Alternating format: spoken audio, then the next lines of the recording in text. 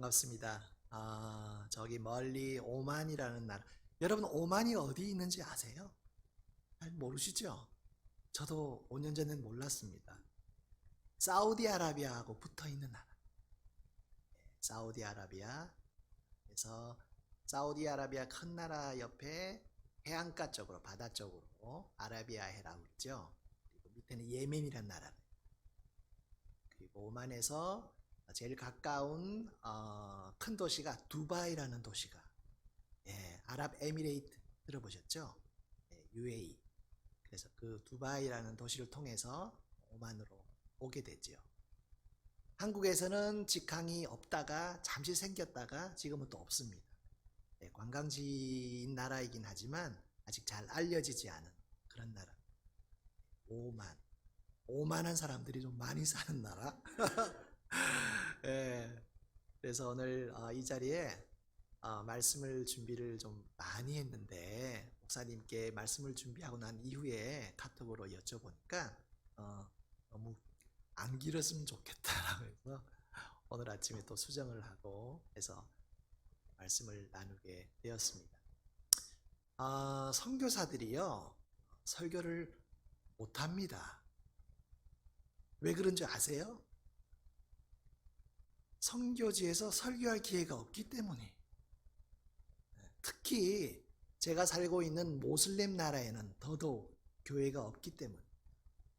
그래서 한 번씩 이렇게 설교할 기회가 되면 설교가 길거나 무슨 얘기를 하는지 못 알아들을 경우가 많습니다. 여러분 이해해 주시고 편하게 잠을 주실 때는 잠을 주무세요. 주님이 평안을 주실 겁니다. 아멘. 오늘 그래서 제가 다른 얘기 하지 않도록 이렇게 설교 문안을 좀 적어서 열심히 함께 나누도록 하겠습니다. 지난번 줌으로 이렇게 함께 기도하며 교제하는 기회가 있었는데, 제가 살고 있는 나라가 얼굴을 보여주면 안 되는, SNS나 화면상으로 인터넷으로 제가 공개되면 안 되는 그런 나라였기 때문에 아마 목소리만 들으셨던 분이 계셨을 거예요. 그래서 제가 굉장히 아쉬웠고, 이렇게 오늘 대면으로 보니까 너무너무 기쁘고, 특히 이렇게 이곳에 오니까 두 가지 단어가 제 마음속에 확 들어와요. 그게 뭐냐면 첫 번째가 교회가 있다라는 거. 저는 오자마자 교회 십자가만 봤어요. 저는 아직 나이가 여러분보다는 아주 한참 어립니다. 하지만 제가 30대에 97년도에 선교지를 처음 나갔기 때문에, 그곳은 교회가 있는 스리랑카라는 불교 나라였어요. 여기서 10년 사역하고 비자를 못 받아서 이쪽으로 오게 돼서 했는데, 여기는 더더욱 교회 십자가를 볼 수 없는, 그래도 스리랑카는 영국 영이었기 때문에 천주 교회들이 많았어요. 그래서 뭐 쫓겨나기도 하고 불태우기도 하고 도망가기도 하고 이런 일을 통해서 교회라는 것을 계속 가까이 접할 수 있었지만, 오만이란 나라는 허락을 하지 않아요. 그래서 한 몇 년 전부터 정부에서 법적으로 크리스찬들, 너희들 숨어서 예배드리고 몰래 예배드리는 사람들 우리가 허락해 주겠다 하는데, 한 지역에서 한 이 예배당에서만 모여라, 시간 정해주겠다 허락을 해줬어요. 그래서 많은 모슬림들 나라가 있지만 그 중에 오만이란 나라는 그 시아파 막 사람 죽이고 이런 강경한 모슬렘 나라가 아니라 아주 온건한 싸우지 않고 죽이지 않고 적을 만들지 않는 그런 모슬림 국가 중에 하나예요. 그래서 이바디파라는 그런 그 모슬렘의 한 분파를 신봉하면서 이렇게 믿는 자들에게 기회를 주는 거예요. 그래서 그곳에서 저희가 매주 토요일 날 2시간 예배당을 쓸 수 있는 그런 시간을 얻어서 몇 분 안 되는 한인분들과 예배를 드리고 있습니다. 저희를 위해서 기도해 주시고, 특별히 우리 선교사 자녀인 저희 딸을 위해서 여러분 기도해 주시고 물질로 지원해 주시고 지난 계속적으로, 그래서 너무너무 감사드리고 오늘 이 자리를 통해서 여러분께 감사의 말씀을 드려서 너무 기쁩니다. 네, 이번에 저희는 그 큰딸 결혼식 때문에 미시간에 지난 14일 14일에 이제 이달 14일에 있기 때문에 저희가 지난달에 딸이 살고 있는 시카고에 8일 날 들어왔습니다. 그래서 들어오기 전주 토요일 7월 3일 오만에서 이 취임식이 있었어요. 오만에 한인교회라고 교회 있다고 그랬죠. 그건 한인교회만 쓰는 게 아니라 미국인도 쓰고 독일인도 쓰고 인도 사람도 쓰고 방글라데시 사람도 쓰고 함께 시간을 만들어서 그 중에 우리가 2시간을 얻어서 예배를 드리는 그곳에서 이 취임식이 있었어요. 그래서 그곳에 사역하는 목사님께서 이제 다른 나라로 가시려고 하시고 제가 이제 거기 담임으로 이제 취임을 받는 그 식을 마치고 난 뒤에 한인들이 마스크를 다 쓰고 이렇게 한 명 한 명씩 이렇게 의자를 따로따로 이렇게 넓게 앉잖아요. 그렇게 예배를 드리는 중에 한 30여 명이 모였었는데 그 중에 몇 분이 걸린 사람이 있었던 거예요. 본인들도 몰랐던 거죠. 그래서 코로나에 감염이 됐는데 정말 불행하게도 그 이임식을 가시는 목사님이 걸리고 저희가 걸리고 그래서 몇 분이 걸렸어요. 그래서 이 목사님께서는 지병이 있었어요. 당뇨가 굉장히 심해요. 그래서 제가 이곳으로 올 때 저도 몰랐죠. 걸리는지. 오만에서 이 시카고로 들어왔고 그 목사님은 거기서 걸려서 며칠 있다가 돌아가셨어요. 그래서 그런 소식을 듣고 장례식을 준비하고 함께 있던 가족들이 한국으로 유고를 가지고 지금 돌아가려고 준비하고 있습니다. 여러분 위해서 기도해 주시고요. 가족들이 더 강하게 설 수 있도록. 그래서 이것을 통해서 하나님이 우리에게 또 무엇을 말씀하시는지 깨달을 수 있도록 기도해 주시기 바랍니다. 우리 인생에 있어서 하나님이 한 가지 법을 주셨어요. 우리가 바꿀 수 없는 법. 그것은 한번 태어나고 반드시 그분의 부르심 앞에서 누구도 피할 수 없는 예수를 믿고 구원받은 자는 반드시 천국에 간다는 겁니다. 아멘. 저는 이 성경의 글자 한 글자 한 글자를 다 믿습니다. 목사가 아니라서요. 목사가이기 때문이 아니라 그 말씀이 살아서 역사한다는 것을 체험하고 살기 때문입니다. 저와 저의 아내는 믿지 않는 가정에서 만났어요. 저는 부산이고요. 저희 아내는 서울. 그래서 저는 집에서는 아주 굿을 많이 했어요.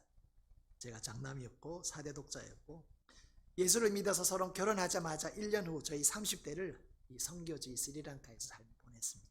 지금 생각해보면 정말 선교사로서 바른 삶을 정말 살았는가? 정말 선교사였는가? 얼마나 성령님을 의지하고 모든 결정을 정말 그분 앞에 맡기면서 우리가 사역을 했는가 생각하면 정말 부끄럽습니다. 그리고 안식년 이후에 스리랑카로 다시 돌아가기로 했던 계획이 취소되면서 한국에서 2년 반 동안 지내면서 믿지 않는 아내 쪽 저쪽 가족들로부터 많은 핀잔을 받으며 또 대학을 진학에 두어야 할 2딸을 데리고 다니면서 정말 이렇게 갈 곳 없이 살아야 하는지 언제까지 이런 광야의 시간들을 10년이나 그래도 선교를 했는데 한국에 나와 보니까 말이 거진 거예요. 이렇게 살아야 하는지 이 막막한 시간들도 있었습니다.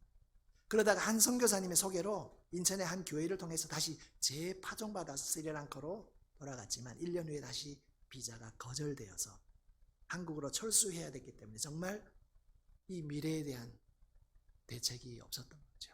아이들은 다 컸죠. 이제 뭐해 우리. 이런 상황 속에서 이 오만이라는 나라를 소개받게 되었어요. 혹시 오만이라는 나라가 스리랑카하고 좀 가까이 있는데 그곳에 가볼 생각이 없겠느냐.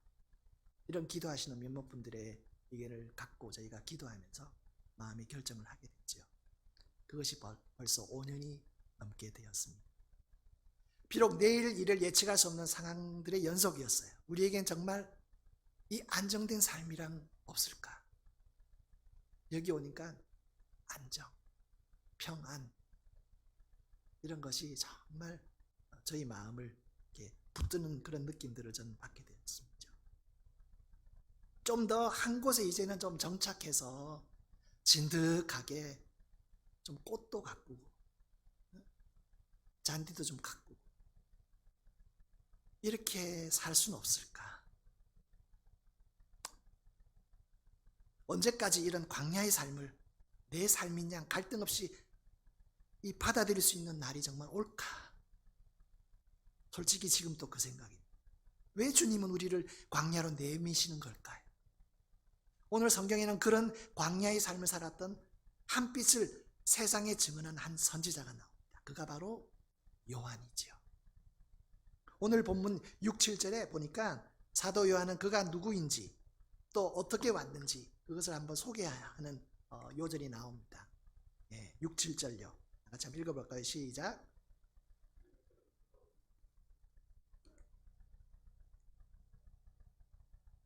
하나님께로부터 보내심을 받은 사람이 있으니 그의 이름은 요한이라. 그가 증언하러 왔으니 곧 빛에 대하여 증언하고.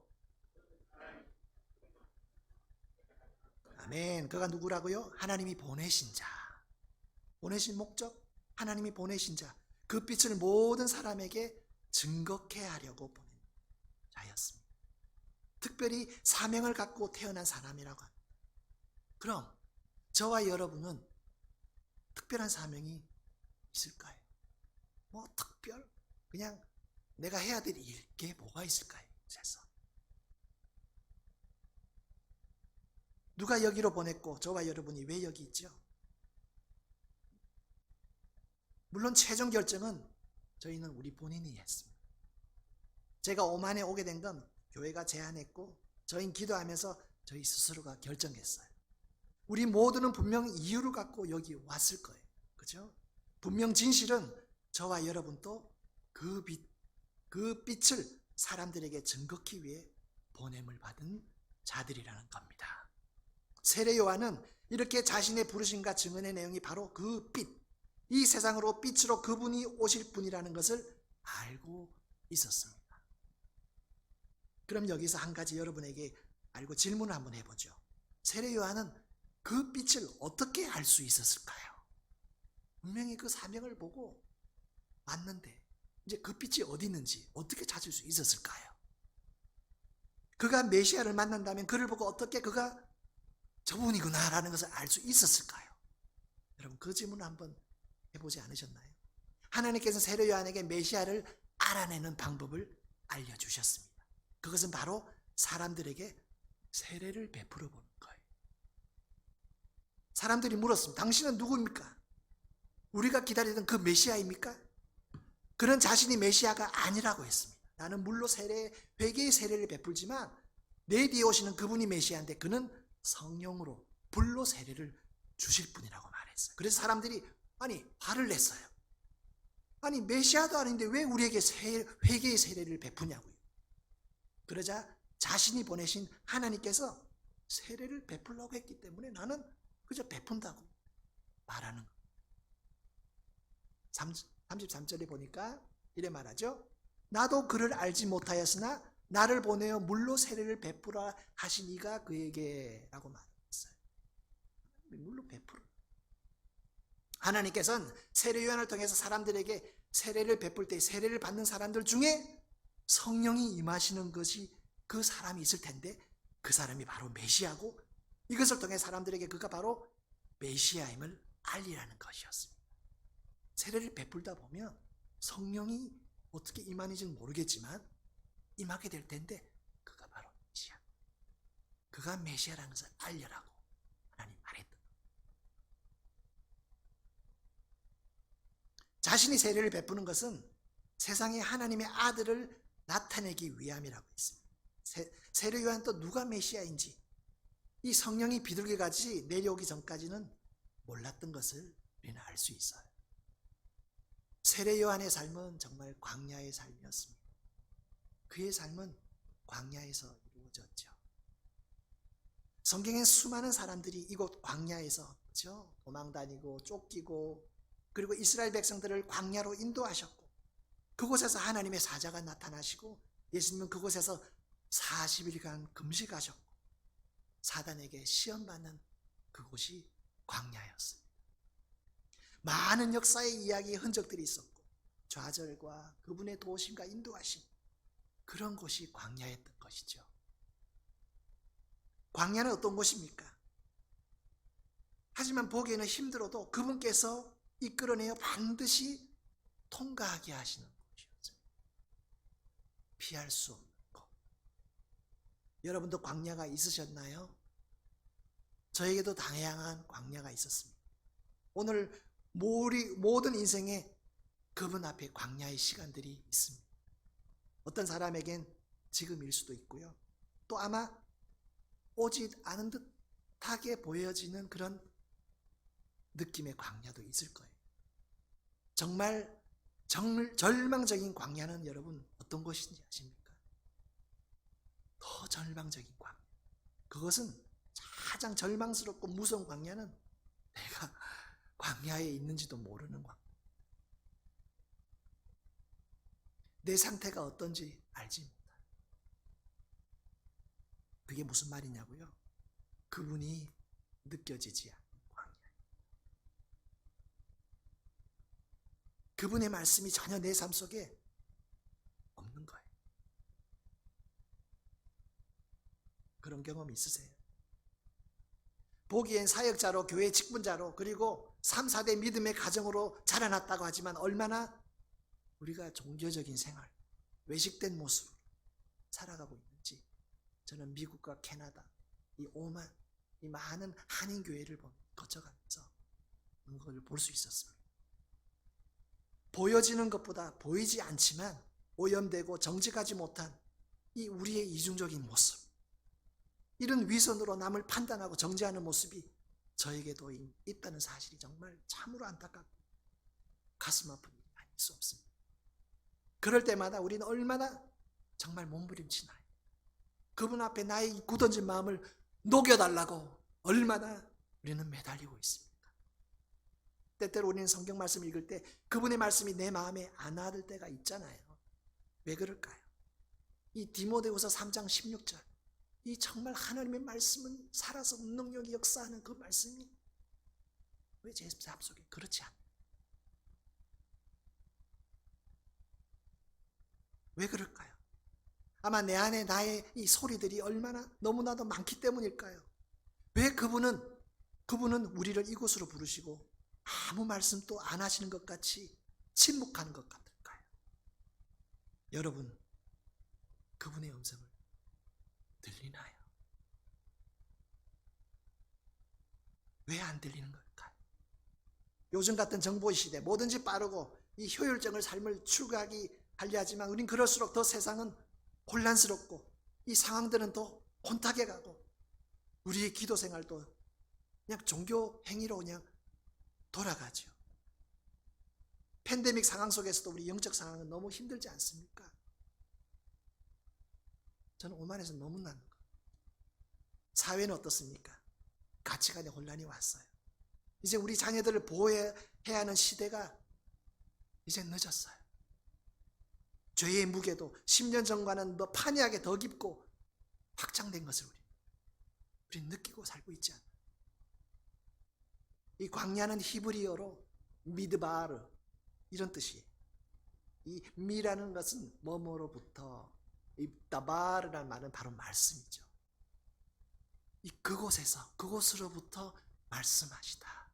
이것이 광야의 히브리어 원래의 원어의 뜻입니다.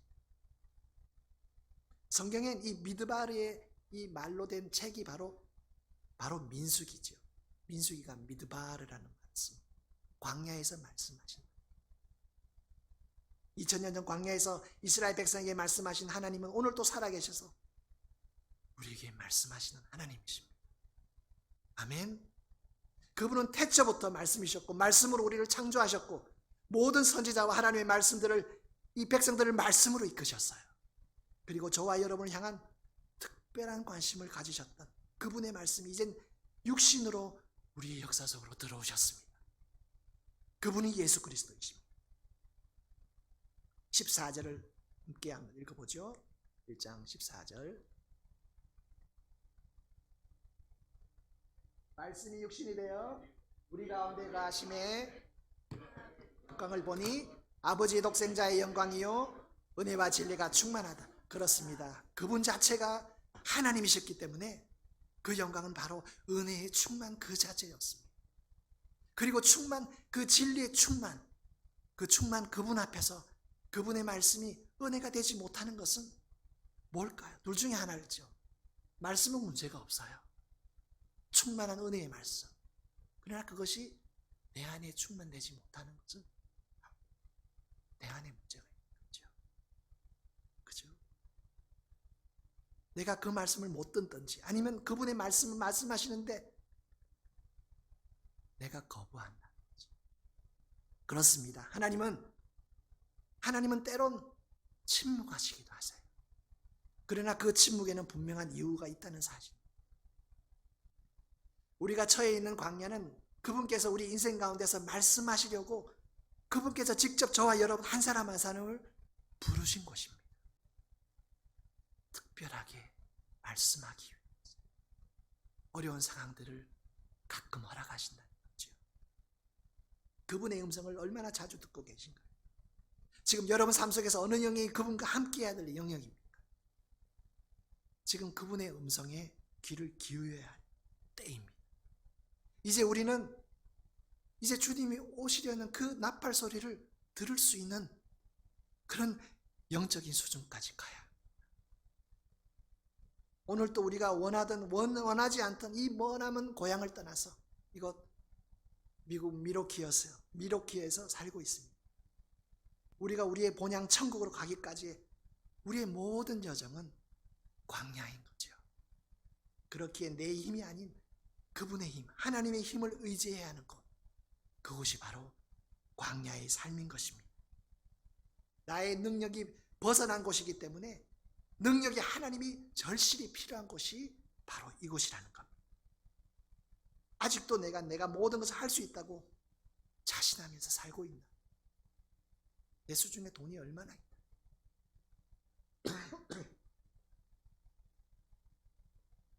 얼마나 내가 할 수 있는 것이 있다고까지 아직 생각하고. 여러분 건강하신가요?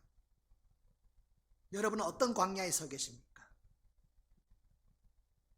관계의 묶임 속의 광야입니까? 재정의 광야가 있나요? 건강의 광야에 있나요? 이 불확실한 미래에 대한 광야 끝까지 내가 잡고 있나요? 왜 하나님은 세례 요한을 광야로 부르셨을까요? 광야로 부르신 목적은 바로 구별됨입니다. 구별됨. 오만이란 나라는 이곳처럼 자유롭게 복음을 전하며 먼 이웃에게, 오만 친구들에게 쉽게 전할 수 없는 것은 첫째가 이유가 뭐냐면 저들 가운데 갇혀있는 강한 마음의 이 강한 진위에 있어요. 또 이들이 감당할 수 없는 어떤 그 사회 구조, 가족과 친척과 이웃들에게 따돌림을 당해야 하는 복음을 받게 되면 그런 사회적인 체면 문화가 오만에는 깔려있기 때문에 직접 전할 수 없는 겁니다. 내가 전하면요, 관계가 되어 있지 않는데 전하면 금방 신고하고, 또 그 얘기 누구한테 들었니? 해서 사법경찰들이 와서 잡아가고. 그게 두려워서가 아니죠. 나와 관계 있는 모든 사람들이 다 엮이게 되는 거예요. 그래서 지혜가 필요합니다. 그러나 복음을 믿는 자들에게 구원을 주시는 하나님의 그 선물, 그것이 바로 복음이지요. 이 복음은 어떠한 것도 초월하게 만드신 하나님의 열정이셨습니다. 우연히 한 지역에서 한 미국 자매를, 줄리라는 미국 자매를 통해서 저희는 스리랑카, 또 이 자매 그 레베카라는 이 자매가 교도소에서 수감자들에게 복음을 전한다는 사실을 저희는 듣게 됐어요. 그래서 저희도 따라서 복음을 전한다, 전할 수 있는 곳이 있다 해서 그 스리랑카 자매와 함께, 제가 스리랑카 말을 하니까 그 오만 구치소에서 교도소에 가서 스리랑카 사람들에게 복음을 전할 수 있었어요. 너무 스토리가 너무너무 길어요, 여기에 대한 얘기는. 아무튼 그래서 교도소를 방문해서 복음을 전하고 예수님을 영접시키고 하는 일들을 하나님은 하게 하셨습니다. 너무 놀라운 일이 아닐 수 없었습니다. 복음 전하다가 수감자 중 또 하산이라는 나이지리아계 영국인에게 예수님을 전했는데 그분은 억울한 옥살이에서 나중에 풀려나서 나이지리아 교회에서 간증을 하는 그런 놀라운 일들 하나님 보게 하셨어요. 제 두 번째 인생에 목격한 이 사건은 이곳 무슬림 국가에서 하나님이 저에게 보여주신 큰 사인이었습니다. 복음을 전할 수 없는 이곳에서도 복음에 목말라는 사람들을 하나님 보게 하신 거예요. 그래서 왜 우리가 오만에 있어야 하는지를 보게 하셨어요. 그때부터 힘이 났어요. 여러분, 예배하고 싶고 사람들 만나서 예수를 전하고 싶은데 그것이 삶의 목적인데 저는 그것을 할 수 없는 곳에 왔다는 것이 얼마나 힘들었겠어요. 이윽고 그 나중에는 그 하우스메이드로 그러니까 가정부로 오만에 와서 오만의 인구의 4분의 3이 하우스메이드 외국인 노동자들이. 그래서 이 사람들을 다 서브하고 그렇게 오만에서 살아가고 있죠. 근데 하우스메이드로 오만에 왔다가 이 주인들의 갖은 학대와 또 횡포로 도망 나온 불법 체류 아프리카 여인들이 많이 있어요. 이들은 코로나로 이번에 인해서 감옥에 수감될 수가 없어요. 그 집을 나왔기 때문에 불법을 했기 때문에 감옥을 가야 되잖아요. 그런데 코로나 때문에 감옥에 보낼 수 없는 그 자매들이 거리에 흩어져서 몸을 팔고 거리에서 그냥 무방비 상태로 있는 거예요. 그런 자매들을 보고 미국의 줄리라는 자매가 자기 집에서 케어해주고 복음 전하 이런 사회 보게 하셨어요. 그 자매들이 10명, 20명 모여서 함께 그렇게 지내면서 복음을 듣고 또 자기의 케이스가 풀릴 때까지 기다리면서 있는 곳이 웨이팅 하우스라는 곳인데 저희가 그곳에 방문해서 아내와 함께 그곳에서 자매들에게 복음을 전하고 요리도 해주고 같이 놀아주기도 하고 영어도 가르쳐주고 하는 일들도 하게 하셨습니다. 저희가 오기 전 몇 주 차엔 이런 자매들을 다시 본국으로 보내는 숫자가 100명이 차는 놀라운 일들 우리를 통해서 하게 하셨던 것이 너무너무 감사했습니다. 사진을 몇 장 제가 준비했는데 저희 딸들이 오만에 방문해서 잘 보이네요. 함께 찍은 사진이고요. 저희가 처음 97년도에 스리랑카에 가서 저기 첫째가 1살이었고 둘째가 뱃속에 지금 있습니다. 둘째는 스리랑카 메이드 인 스리랑카입니다. 그곳에서 둘째를 낳았었고요. 그곳에 함께하는 우리 선교사님들과 그곳에 국제학교를 이렇게 크게 지어서 현지인 목회자들을 훈련하고 하는 그런 사역들을 하고 낮에는 영어학교, 국제학교를 돌리는 그런 학교 사역을 했습니다. 오만이란 나라가 여기에 있습니다. 사우디아라비아가 보이죠? 국토의 한 80%가 바위와 산으로 이루어져 있는 나라입니다. 오만의 수도의 모습이고요. 무스카트라는. 그래서 건물들이 다 높게 지을 수 없도록 5층 이상 짓지 않도록 색깔과 규격이나 이런 것들도 정부의 규제를 받아야 하는 그런 나라입니다. 아름다운 해안가가 아주 있어요. 그래서 남쪽에는 저는 아름다운 지역이 있어서 관광지로도 사람들이 와서 즐기기도 합니다. 이것은 올드 무스캇이라고 옛 수도 지역 이렇게 처음엔 저런 곳에서 사람들이 많이 살다가 도시로 나와서 그래서 오만의 가장 큰 모스크 여기서 사람들이 5번씩 기도하고 모임을 갖고 있죠. 수도 지역에 있는 해안가에서의 모습이고요. 나라 자체는 참 지형적으로 또 자연적으로는 참 아름다운 나라입니다. 그곳의 여인들의 모습이고요. 저렇게 아바야라는 옷을 입고 있어요. 머리에도 쓰고 머리가 굉장히 보여지면 수치스럽고 이 머리를 보이는 사람은 몸을 파는 여자라는 그런 전통적인 생각을 갖고 있기 때문에 머리를 다 가립니다. 그리고 학생들의 모습입니다. 남자들은 저렇게 비스타샤라는 그런 하얀 옷을 입고 머리에 저런 모자는 오만 사람들만 쓰는 모자입니다. 그래서 혹시나 저런 모자를 쓰고 있으면 오만 사람이다. 예. 아이들, 학생들 너무 이뻐요. 잘생기고. 예.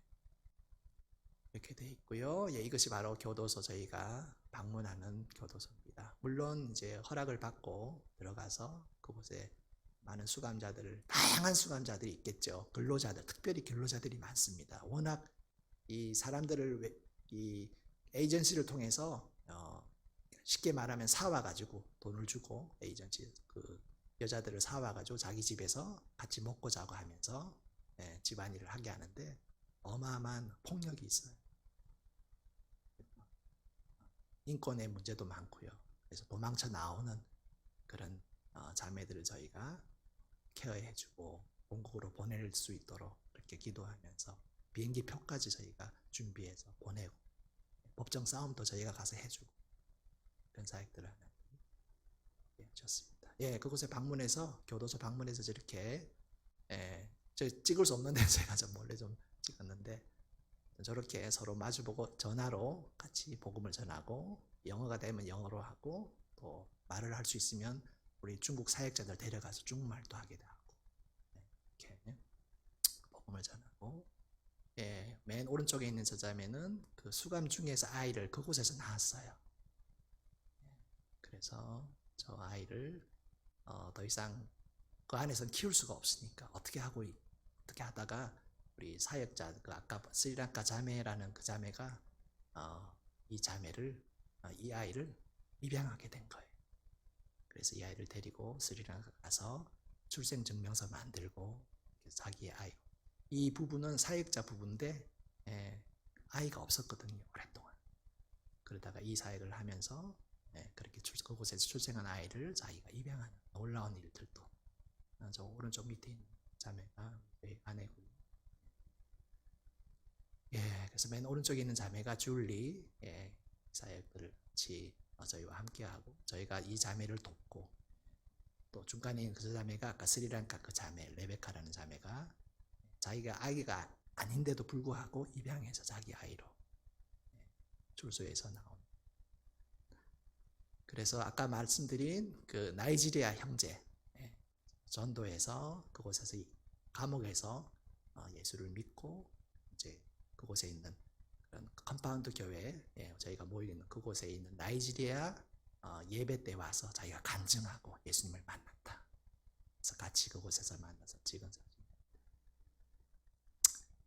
이런 여자아이들이 멀리서 나이를 속이고 부모들이 먹고 살아야 되니까 막 보내는 거예요. 오만으로 가서 돈 벌어 와라고.